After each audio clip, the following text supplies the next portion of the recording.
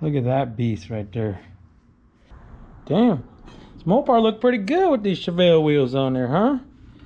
Yeah. Oh, yep. Frankenstein got the wheels off. Yep. Yeah. We got to bleed all these brakes here soon. I'm waiting on a brakes bleed bottle from Willwood. So hopefully we'll get that soon. And we can get the clutch bread too also. But what is up, everybody? Welcome back to the channel. Y'all saw the title of this video. You guys know how much I like to help everybody out. Now, I did a lot of research to figure out what make that thing work, or at least how I can get it to work with our LS engine. That flap, you guys know how iconic, how much this door flap means to the SS Chevelle, man. These door flaps are like literally like the staple of this car, man. It's so freaking cool how they had that go and force air into the car. But now it's really just going to be more for looks, because obviously we don't have an air cleaner and all that stuff there. Not to mention that solenoid, we're just going to have that flap open at all times. We're not going to wire that thing in because we don't want any wires down there. But look, you guys, I found a kit, and I wouldn't even call it a kit. I kind of had to piece it together with all the research I did. I got it from these guys here. Big shout out to them. They sent me a hat. Didn't give me a discount or anything like that, but they did send us a hat, some catalogs and things like that. But you guys probably heard of them if you guys are Chevelle guys. Ground Up Inc. is the company. So this is a kit I bought. It involves this screen mesh guard that goes on the hood, on the cowl part itself, on the back side of it. I needed that, so ordered that. Now, to make this actually door flap work, obviously you got to have this little guy here. This is one of the main piece, if not the main piece. This is an actuator slash vacuum pod. I guess there's a lot of different names people call them. But another thing you're gonna need this guy here. This is the mount for it. You do not have that, you cannot make this work. Another one to get is this little check valve. This little check valve goes in line with that as well. And then some hardware. You're gonna need some hardware. And then some vacuum line. You're gonna need some vacuum line. Now I've already got a vacuum line kind of pre-ran there from my vacuum port here. So you're gonna need to find a vacuum port, a good vacuum port from your in-tank manifold. I have this Motion Raceworks vacuum block down here underneath my in-tank, so it gives you like different options, different ports, and I just ran one off the back and it comes up, and I got it sitting right there. But because that stuff is a different size, I'm going to end up having to run something like this, like a reducer, to make this one work, because this is bigger also. So do whatever you got to do to get vacuum to that. Now, part numbers. You guys want the part numbers? This is what I came up with. Like I said, I couldn't really find an all-in-one kit. You guys let me know if you guys found one or not. But to make this work, you're gonna need that Cowl Induction vacuum pod. And let's see, item number ACC-0417. That's the screen. That one's the ACC-7116. And then the vacuum pod bracket, ACC-0418. And then the actual valve is a AXL913. And hat, that's all that stuff they send me. Appreciate you guys. No charge for that, as you guys can see. Now, I will try to put these all down in the description below, so you guys don't have to worry about reading those or trying to pause the video and all that. But let's get this thing hooked up so you can see how this thing works. So in reality, this guy here, you're gonna have to hook up. This is facing front of the car, and then you put this camera down so you guys can see. So we're gonna mount that guy up there, but you want to mount this guy first. So this guy has got to go in line just like that, just like so. So let me take these nuts off real quick and pass it through the bracket, and then we'll just snug those down. And you want to mount this pod up before you mount the bracket onto the car, because you won't be able to get your nuts back on the back side of this thing and make sure it doesn't go anywhere. Got that mounted up like that. Make sure that was facing this way. So what's going to happen is you should have a little like a hole, very tiny hole on the door itself at the hood. So you're going to put a screw through this side here, and then it'll actually thread into the actual door itself, like so, like this, and that'll hold this actuator to the door. So that way when this goes, because this is the piece that goes up and down port via vacuum, so you see how it goes up and down like that? That's what's going to open and close that door in reality. Once that vacuum line gets plugged up in there, it'll suck down as vacuum's being created, and then when you hit the throttle, it'll spring up and it'll open that door just like that. So remember, that screw is super important. I think I just found something that worked, and I'll show you guys the screw I went with here. I had some screws here. So the screws that I got here is this number 8. It's a 32 by ½ inch there for that one there. And then the one I'm going to use for the other one is going to be, where'd it go? This guy here. This guy here should be a 1/4 inch by 20 ½ inch. So that's that guy there. The one I'm going to use to put that on there, but you're going to need some washers to get that on there. So, and then the vacuum line itself will go on at that along with the check valve. So what I'm going to do is I'm going to probably cut this here, put the check valve in this line here, and then kind of create that line already, pre-make it here real quick. Let's do that.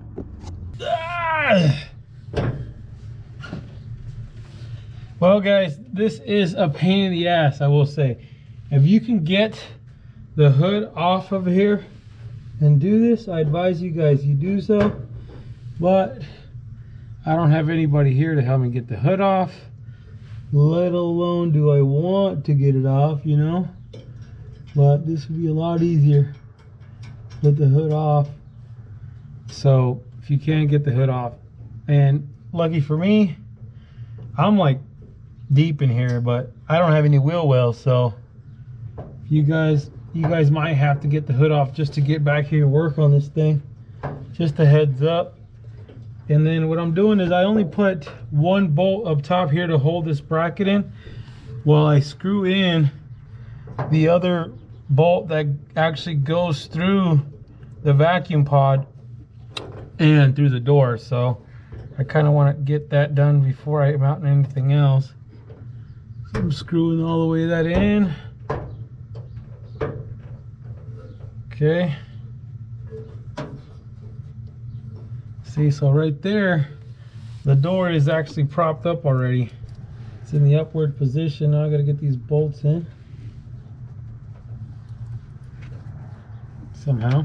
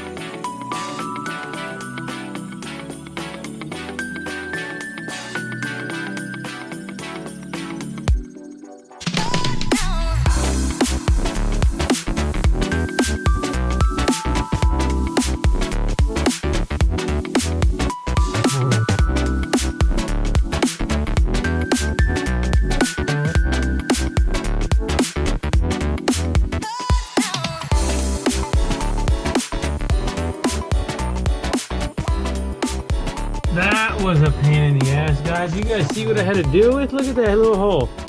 My big ass can't fit through there. Shite. Golly, that was a freaking nightmare, dog. And I got the wheel off and everything. No tub. So I don't know. You guys might have to take that hood off. I know I'm gonna have to take the hood off either way. I try to get that piece of mesh back there. That's not gonna happen unless you get the hood off too. So we have to get it off, but I don't know if I like it. I ran it that way along the side of the fuel rail.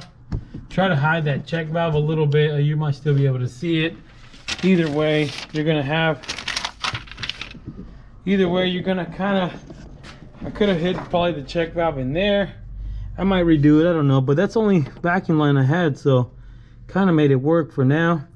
You saw I put the heat shrink on there as well, just to kind of clean it up a little bit where the two lines met, just because that vacuum line that I'm using, like this stuff here, I'm using that one. It all ties into these really nice fittings. They're like a quick disconnect from Motion Raceworks. I really like these style with fittings, but it's the same style we're using there, so I wanted to keep it there, but that size is different, so we had to put that adapter hose. But make sure you guys put that black in facing out towards the pod as well on the check valve. But let's see if this thing actually works. Let's start the car, see if it works, give you guys the show you guys want to see. We had to clean up for you guys real quick. We got everything cleaned up. Let's shut the hood. Ooh. Oh, that's gonna be tight. It actually pulls on it. It looks like it's gonna pull up on that hose. Hopefully we got enough slack there.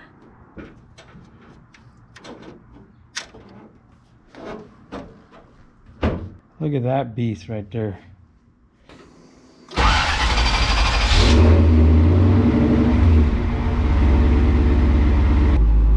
Got no steering wheel up in this mud. Hey. You guys see it from here? G-Wagon. I hope you guys can see it, but let's see if you guys can see this thing. My freaking window is pretty dirty. Dirty. Get the gas for y'all right quick.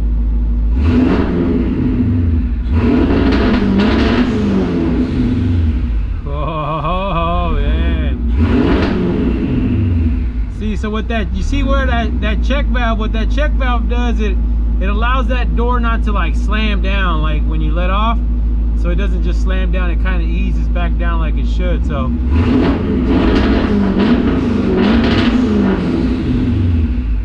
look at that. This thing looks like it wants to eat, huh?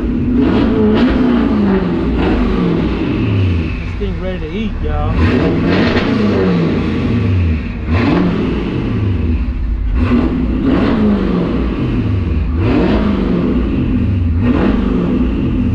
I like that though. Woo-wee. Yeah, buddy. That looks good. I like it. We might have to adjust it a little bit, bring it down a little bit so it sits a little flush, but we might have to take the hood off, guys, because we got to put that mesh in the back. We'll see. We still got to fix that, the hood itself. I hope we can keep this hood, because if you guys been watching the channel, let me turn this thing off. But if you guys have been watching the channel, way back when I was towing the car, I had a bungee cord holding the hood down before I had pins in it, and guess what? Hood flapped open on the trailer. It was all bad. So it bent the hood, long story short. So hopefully we can keep this hood. If not, all that stuff will transfer over to a new hood. Worst comes to worst. But man, you guys, look at this thing though. That thing is just so iconic to me. It's just like, it's just one of the staples for these Chevelles, man, with that Cowl induction hood. Even if it's just for looks, man, it still looks freaking bomb. Look at that thing. So it'll stay open like that until you get on it, until you turn the key on, I should say, once that vacuum starts. But that looks so good, you guys. Hopefully this information helps you guys out.